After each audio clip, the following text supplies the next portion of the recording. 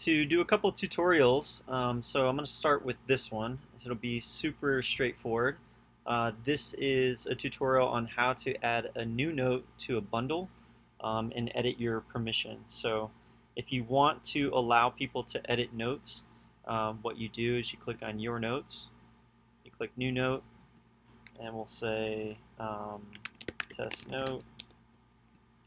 I want you to edit this. And then you can use the tag test if you want, and save it. And then to share it to a bundle, you click share, or hover over share, publish the bundle, and you decide which one. So we're going to say ideas, and then allow editing, publish. So this is how you allow editing on an individual note and share it to a bundle so that these people here can go in and edit this note. Thanks for watching.